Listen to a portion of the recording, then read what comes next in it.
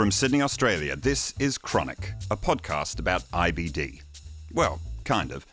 Brought to you by Gali Health and written and spoken by me, Luke Escombe. Most of my experience of healthcare has been in big cities, but I did have one of my most memorable experiences in a little Australian country town called back in 2010. I was visiting my parents, who had a house in the hills near Byron Bay at the time, and my wife and I were supposed to be flying to Vanuatu, the Pacific island, a few days later for our 10-year wedding anniversary, when I felt a familiar pain in that lower region of my body where the back of the legs meets the torso, and realized that I had a rectal abscess again. By this point in my life, after nearly 20 years of living with Crohn's disease, I was able to make this diagnosis with some confidence. And I knew that no amount of anisole, sphinctenol, rectinol, proctocert or bumgella was going to fix it, and I would need to consult a professional arse surgeon. And so here we are, my wife and I, sitting in the proctologist's office in the nearby town of You've got two options, he says.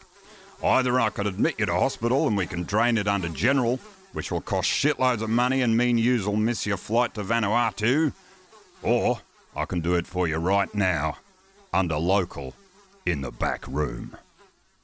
At this point, he draws our attention to a side door in his office, and my first thought is, this is like one of those gangster movies where a guy gets shot during a botched heist and gets driven to a doctor just like this guy who has a back room and accepts payments in cash.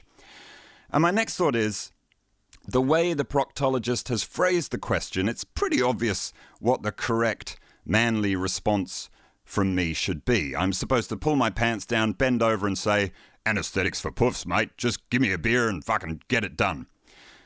But just so I'm clear, I ask the obvious question, which is, will it hurt? And he says, bloody oath, which is rural Australian for yes. At this point, my wife says to me, you don't have to do this, Luke. It's okay. But I don't know. Part of me is weirdly excited now by the thought of doing something so heroic yet frugal. And so within 5 minutes of walking in for this consultation, I'm signing a consent form for immediate surgery and trying to psych myself up by saying things like, okay, Luke, time to man up, man it out, be a man, get down to Mantown. So we go into the back room.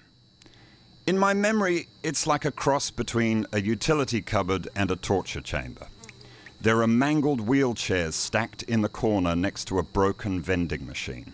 Light is snaking out of a single low-wattage bulb suspended from the ceiling on a brass chain, and in the middle of the room is what looks like an altar of some kind, spotted with what I can only assume are old bloodstains.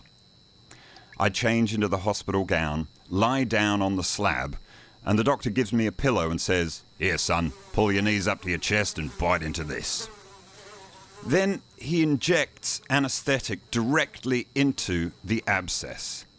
And I bite into that pillow like a crocodile munching on a baby chicken, but still the screams must have been heard as far away as New Zealand.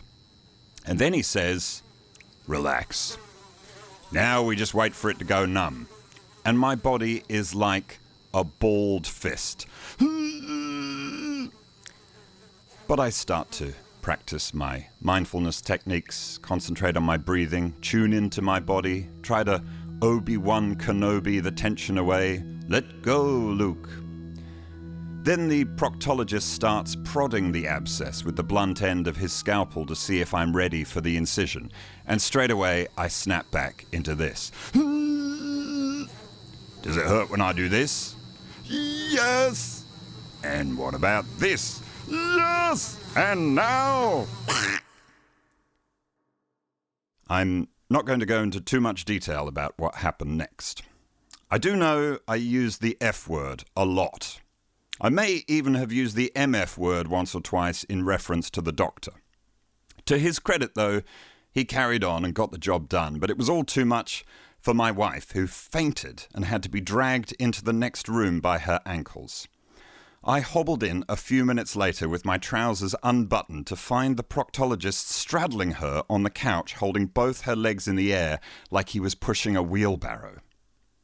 Finally, We lurch out into the waiting room where everyone is looking quite pale, wondering what the fuck all that screaming was about just now, and the lady behind the desk presents us with a bill for $40 cash, which ironically is exactly what we paid for our registry office wedding in Chinatown 10 years earlier. And 3 days later, there we are in Vanuatu, drinking pina coladas together out of a coconut. Sometimes in life, when you need to get something done quickly, you've got to be willing to take the pain.